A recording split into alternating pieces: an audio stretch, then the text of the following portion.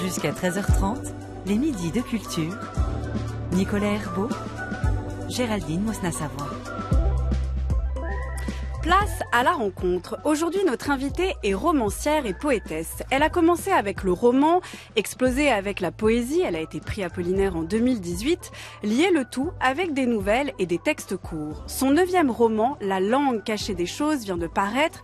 Il raconte la nuit d'un jeune guérisseur dans un village, coincé entre deux basses collines et hanté par un passé qui ne passe pas. Une nuit où là aussi tout a basculé et qui n'en finit pas de dévaster ce village. Le guérisseur pourra-t-il faire ce qu'il doit faire, guérir, soigner, et les mots seront-ils suffisants? Bonjour Cécile Coulon. Bonjour. Bienvenue dans les midis de culture. Cécile Coulon, vous dites dans votre livre avoir écrit cette histoire dans un état, je cite, hypnotique, bouillonnant, fiévreux. Pourquoi? Parce que pour la première fois de toute ma très courte carrière d'écriture, je me suis dit que pour ce texte-là, j'allais faire un texte très court, que le style passerait avant l'intrigue, et je suis partie dans les Alpilles pendant 1 mois et demi, au moment de la canicule, en 2022, pour courir et écrire. Et donc chaque jour, je faisais le défi Murakami, qui consiste à faire, donc, comme l'auteur japonais, entre 10 et 15 km par jour, pour voir comment la course influence l'écriture. Et plus la canicule quand même. Plus la canicule, donc tout ça le matin très tôt où il faisait déjà 35 degrés.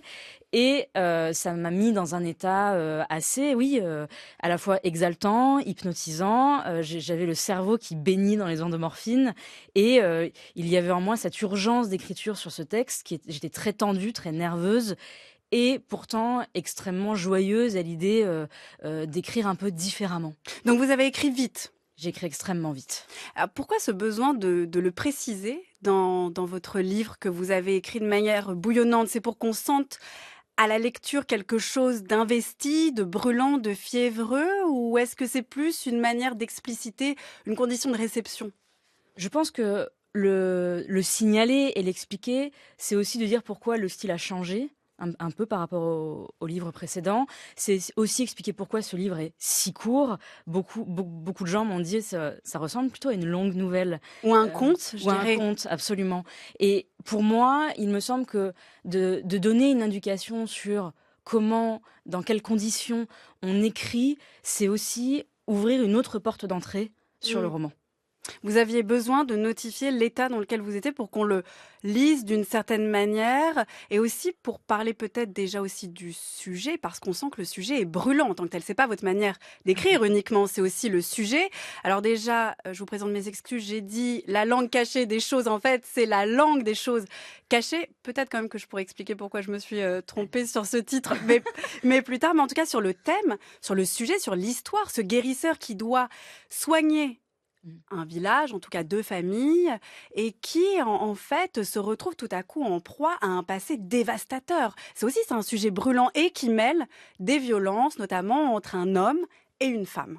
Oui, c'est un sujet brûlant à bien des échelles. D'une part parce que ce guérisseur, ce qu'il fait, c'est donner ou enlever le feu du corps, de la peau.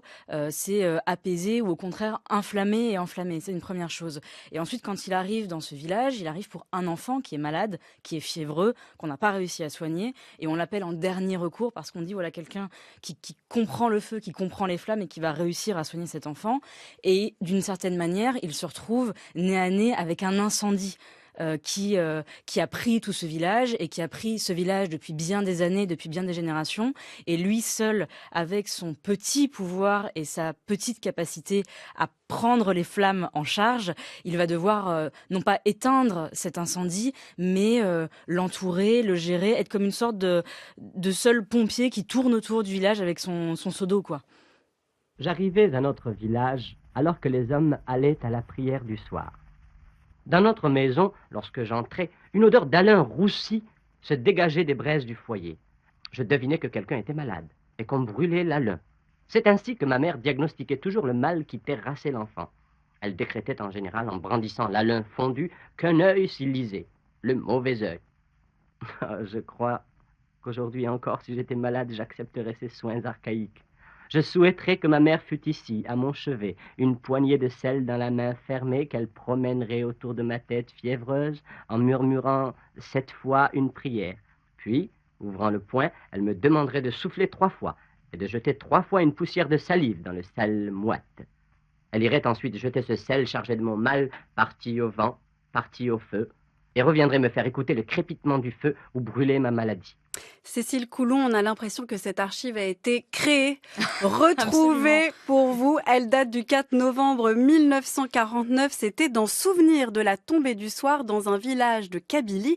Et on y entend cet homme qui se rappelle sa mère qui guérissait. Et effectivement, dans votre livre, Cécile Coulon, La langue des choses cachées, on a une mère qui n'est jamais là. Jamais. Et il y a un fils. Et la mère et le fils sont tout le temps nommés tels quels. On ne connaît pas leurs prénoms et ils sont écrits en italique. La mère et le fils sont en italique. Pourquoi avoir voulu centrer cette histoire sur 2 personnages anonymes ? Parce que les rendre anonymes, d'une part, c'était me débarrasser des béquilles d'écriture que sont les prénoms, la géographie absolument nommée et les dates. Et c'était peut-être aller à l'essentiel, aller à ce qu'il y a de plus fondamental dans l'écriture, c'est le style, c'est les pensées, les émotions des personnages, et ne pas prendre les lecteurs et les lectrices pour des idiots. Personne n'a besoin d'avoir de la carte d'identité de quelqu'un pour s'attacher à un personnage. Et ensuite, vous avez mentionné l'italique, qui a été un choix éditorial. Au départ, cette italique n'existait pas. Donc Mais c'est votre éditrice qui m'a dit, comme il n'y a aucun prénom, peut-être qu'on peut donner une légère, indication pour savoir qui parle dans les rares moments où il y a parole. Mais c'est aussi une façon, je crois, pour moi, de dire en tant que lecteur et lectrice, vous avez le droit et vous pouvez voir ce que vous voulez dans ces 2 personnages.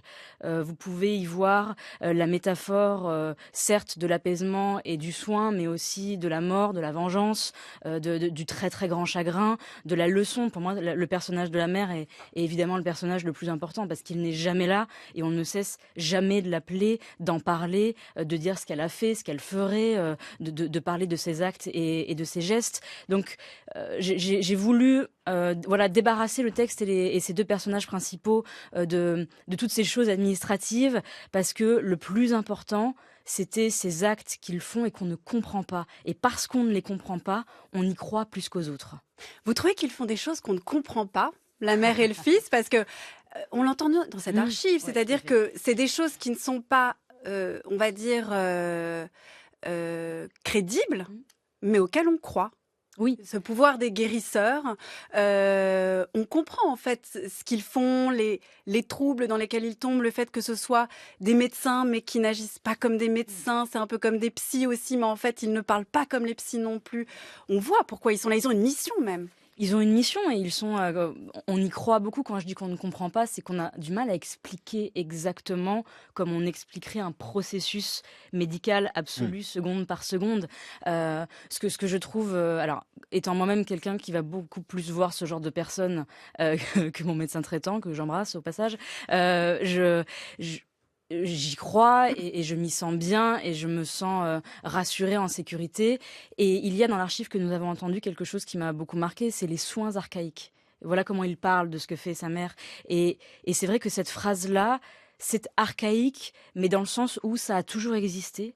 Ça existera toujours parce qu'il y a quelque chose de fondamental dans la manière dont on prend soin des autres.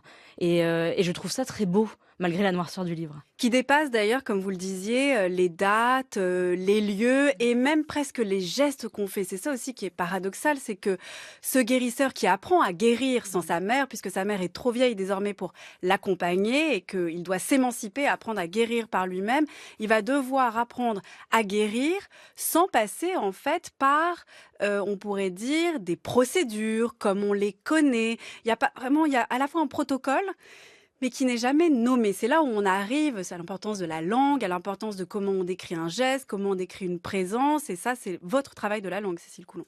Oui, Ce qui m'intéressait avec ce personnage du fils, c'est que, comme vous l'avez dit, il vient pour la première fois sans sa mère. Donc c'est aussi un roman initiatique. Et c'est un roman d'apprentissage d'un enfant à qui sa mère a tout appris sans qu'on sache vraiment comment elle lui a appris.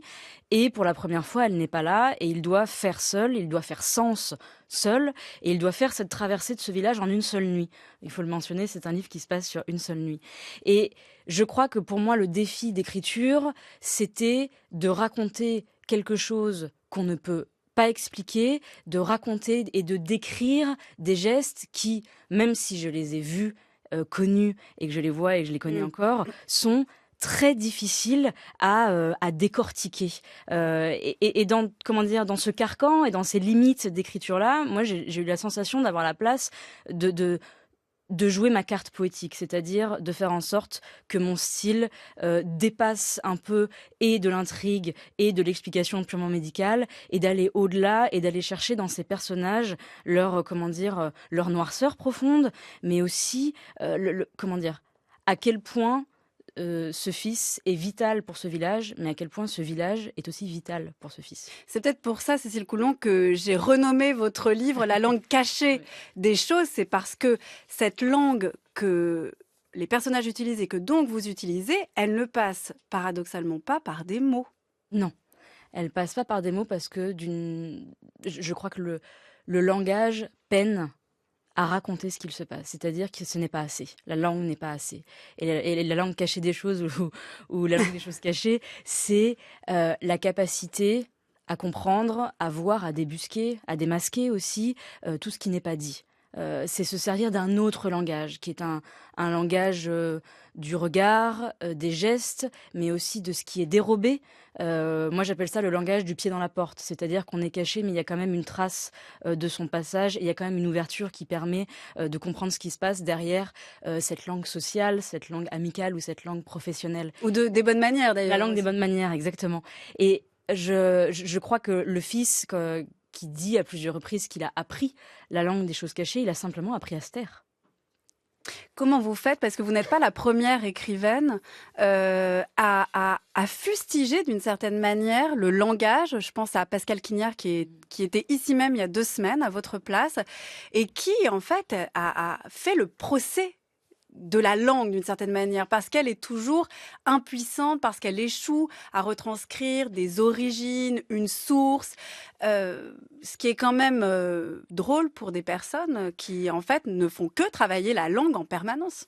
Mais je crois que c'est parce qu'on la travaille en permanence qu'on se rend compte qu'elle est en fait beaucoup plus large et forte que nous, et que nous, en tant qu'êtres humains, on n'arrivera jamais au bout et on ne saura jamais l'utiliser parfaitement. C'est aussi ça, sa grande beauté, c'est-à-dire que on a un lexique, un vocabulaire, un dictionnaire qui est incroyable. Donc on a des ressources de langage qui sont infinies, mais je pense que les limites dans lesquelles on utilise ces ressources nous poussent à utiliser 15% de la totalité de ce qui est à notre portée. Mais c'est aussi le monde dans lequel on vit. Là, par exemple, on est en train d'avoir une discussion et je sais que quand on va sortir, je vais me dire, mais mon Dieu, mais j'aurais pu dire ceci, cela, j'aurais pu utiliser ce mot-là et pas celui-ci. Et je trouve que ça permet aussi de continuer à la travailler. C'est-à-dire que soit on est Alain Rey et on connaît par cœur son dictionnaire historique et on peut jouer... Je précise que c'est un très grand linguiste au cas où. Absolument. Oui. Et sinon, je crois que l'écriture permet justement d'avoir le temps d'aller chercher dans les ressources de la langue, plus que l'oral. Est-ce que vous êtes satisfaite, Cécile Coulon, quand vous finissez un roman, quand vous finissez un poème? Est-ce que vous avez l'impression d'avoir utilisé plus que 15% de capacité de travail du langage? Écoutez, c'est une excellente question, je me la poserai à la fin du prochain roman, mais sur le moment, je suis satisfaite parce que j'ai la sensation, alors ça peut paraître très bête ce que je veux dire, mais d'avoir utilisé des mots que je ne connaissais pas avant de commencer à écrire. C'est-à-dire les mêmes qu'on connaît, mais pas d'une manière dont on les connaît. Alors, de les avoir utilisés différemment ou même des nouveaux mots. Parce que y a eu cette recherche, il y a eu le dictionnaire sur la table, et on oublie à quel point le dictionnaire est vraiment un outil incroyable. Et il y a aussi... Il y a la satisfaction, mais il y a aussi le soulagement. Parce que aller au bout d'une histoire, c'est aussi aller au bout de soi-même. C'est aller au bout de quelque chose qu'on porte en soi, en tout cas dans mon cas, auquel je réfléchis pendant des mois, parfois pendant des années. Ça fait appel à pas à des souvenirs, mais à des intuitions qui sont profondes et qui, un jour, sont là, viennent poindre à la surface de la mémoire et de la pensée. Donc je pense que plus que de la satisfaction, il y a une forme de soulagement à se dire j'ai utilisé la langue pour une œuvre qui, comment dire, qui est une boucle, qui s'entretient elle-même. Dans votre prologue, Cécile Coulon, vous dites, enfin en tout cas un narrateur dit, celui qui va nous accompagner pendant tout le récit, qu'importe que les hommes violent des femmes, des enfants, des frères ou des inconnus, qu'importe qu'ils vident des océans et remplissent des charniers, tout est voué à finir dans un livre, un musée, une salle de classe, tout sera transformé en statue, en compétition, en documentaire. Est-ce que vous êtes cynique ou est-ce que vous pensez qu'on a besoin du mal pour créer ? Je ne suis pas cynique. En tout cas, j'espère ne pas l'être. Et je crois que la noirceur, l'idée qu'on se fait du mal et qui est vraiment différente en fonction des gens qui pensent le mal et qui essayent de le décrire, donne lieu à des œuvres. C'est clair. Il y a beaucoup plus de livres, de musées, d'expositions sur toutes les émotions dites négative de l'être humain. On a très peu de musées de la douceur, de musées de la tendresse et de musées du sourire, par exemple. En revanche, on a les grands moments historiques terribles dont il faut se souvenir. On a tous les livres, les témoignages, les fictions, les essais, les non-fictions, appelons ça comme on veut, pour nous raconter à quel point nous avons été terribles et à quel point nous le serons toujours. C'est ça, moi, qui me fascine. C'est comment on est capable aussi, en tant que lecteur et lectrice, de totalement fustiger un texte qui se terminerait bien, par exemple. Les happy end, on déteste ça. Voilà, exactement. Et à quel point on a besoin aussi, je pense, d'une sorte de noirceur cathartique. Oui, parce que si ça se passe pas dans les livres... Ça se passe en vrai. C'est ça. Il vaut mieux que ça se passe dans un livre.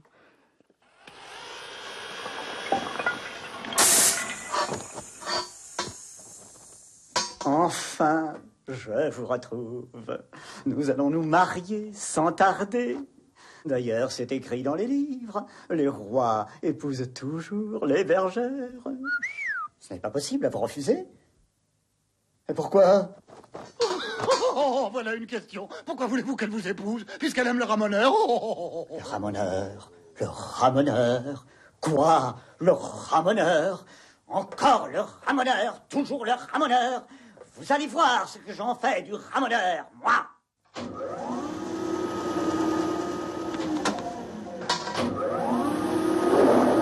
Oh non, non!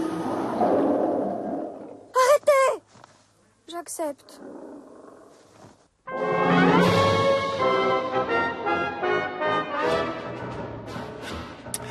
Le Roi et l'Oiseau, film d'animation créé par Paul Grimaud sur des textes de Jacques Prévert en 1953. Cécile Coulon, j'imagine que vous l'avez tout de suite reconnu. Je l'ai tout de suite reconnu et je connais par cœur. C'est vrai? Moi, je l'ai jamais vu. Eh ben, écoutez, n'hésitez pas ce soir si vous savez pas quoi faire. Alors, j'avais un autre programme, mais bon. Allez, après, en revenant, je ferai ça. Vous avez été beaucoup marquée par ce film. Vous-même, Cécile Coulon, vous avez d'abord hésité, ou en tout cas, vous étiez très attirée par le cinéma. Vous avez fait une filière audiovisuelle au lycée. Vous voulez même devenir projectionniste, si je me trompe pas.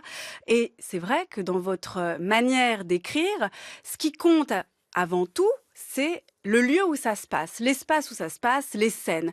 Là, il y a le village qui nous happe, qui est coincé entre deux basses collines, où il y a toujours le soleil qui brûle tout le monde. Il n'y a pas une once d'ombre.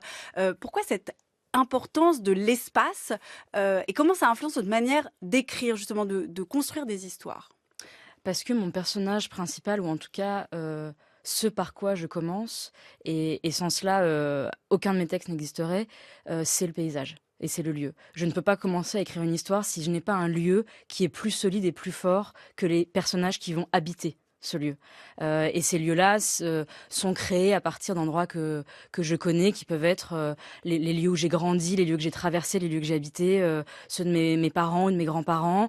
Il y a aussi évidemment tout l'imaginaire qui naît des lectures. Je pense à Colline de Jean Giono, ou Anne Beaumugne, ou Le Moulin de Pologne, par exemple.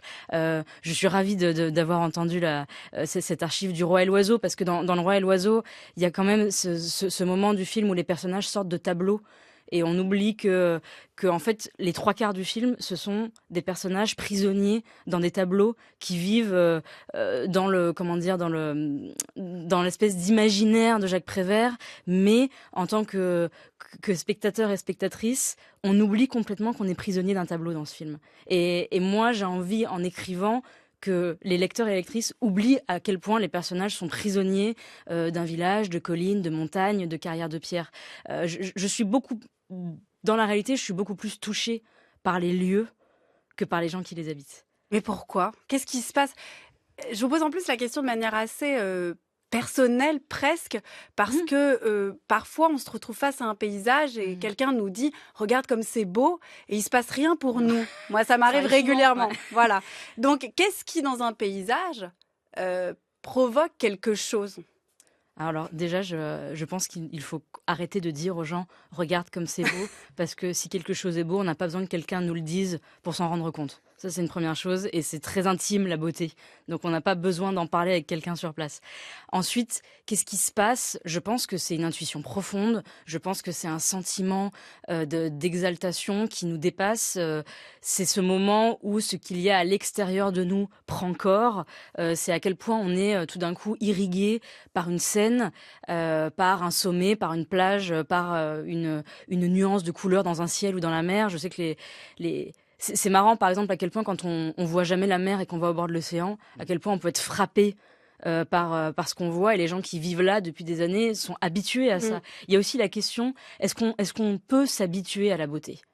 Je crois que c'est quand même important quand il s'agit du paysage, et Marianne Lafont dirait que le paysage c'est le corps du pays, et il me semble que le moment où le corps du pays et notre corps font une seule et même entité est sans doute le moment où moi je commence à écrire.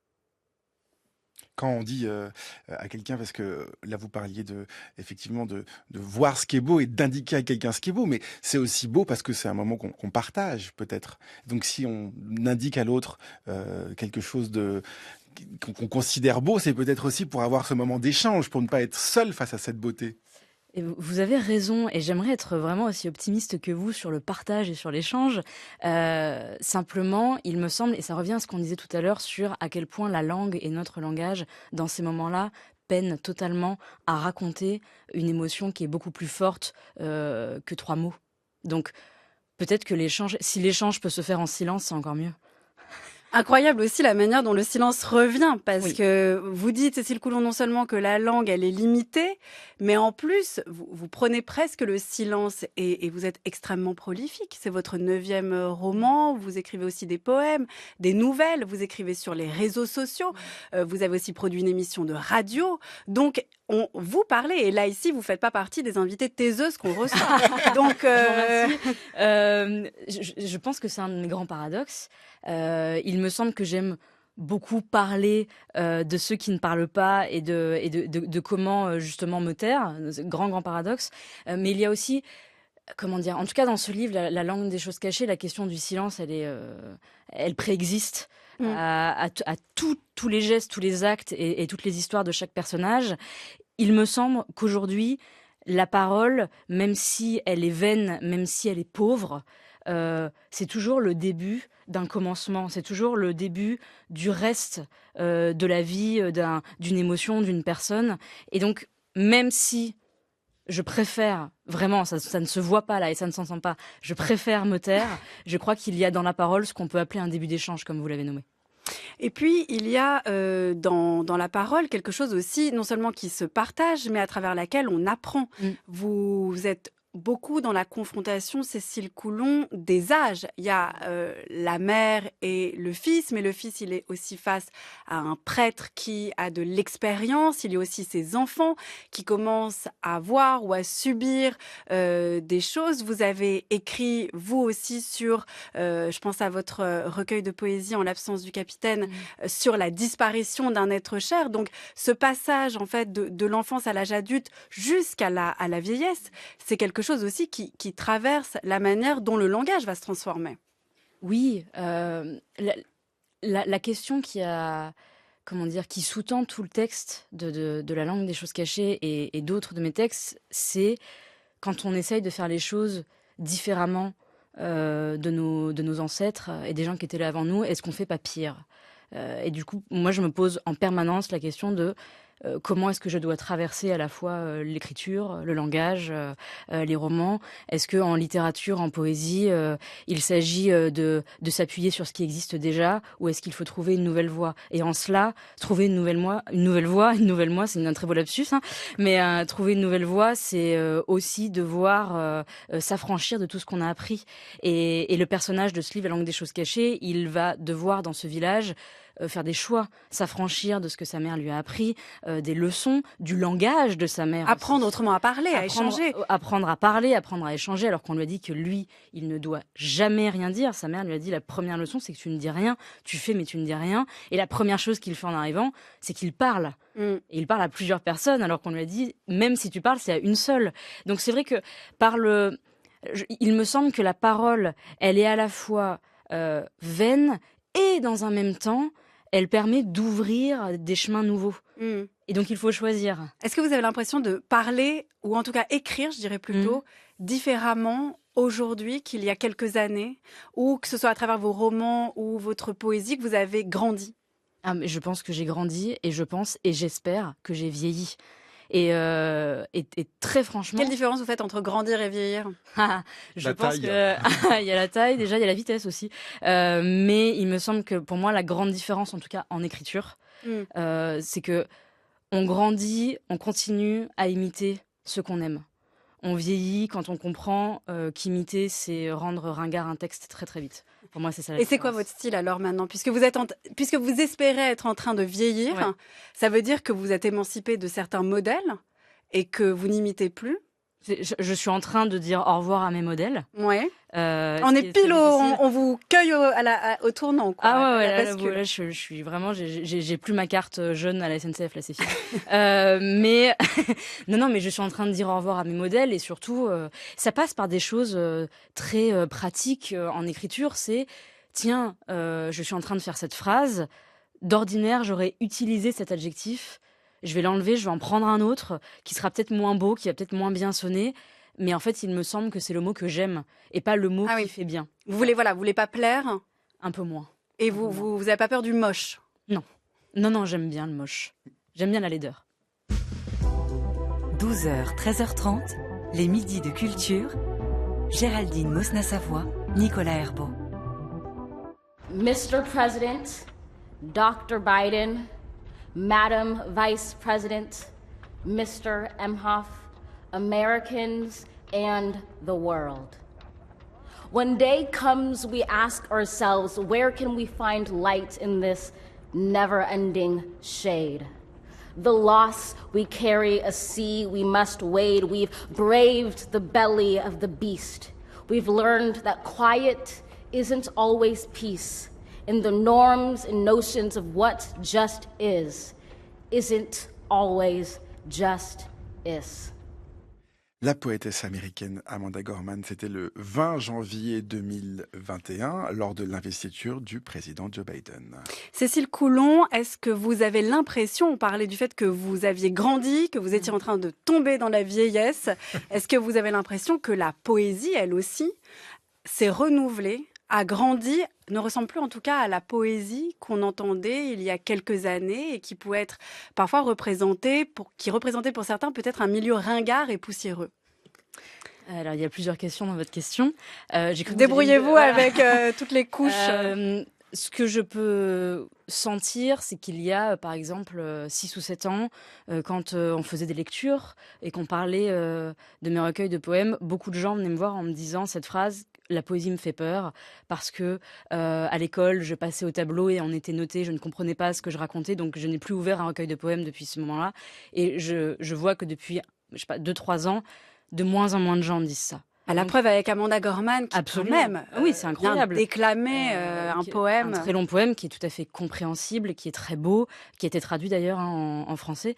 Et je crois qu'il y a eu un changement qui est en train de s'opérer encore actuellement, qu'elle fait moins peur. Elle fait moins peur parce qu'elle est plus accessible aussi. Donc, je ne sais pas si la poésie, pendant longtemps, est tombée dans un trou et qu'on l'a regardée d'en haut en se disant on va pas aller la chercher parce que c'est un peu... c'est compliqué à comprendre tout ça. Je crois qu'il y a des lieux, des supports qui ont changé pour la poésie. Qui passent par la chanson, qui passent par les réseaux sociaux.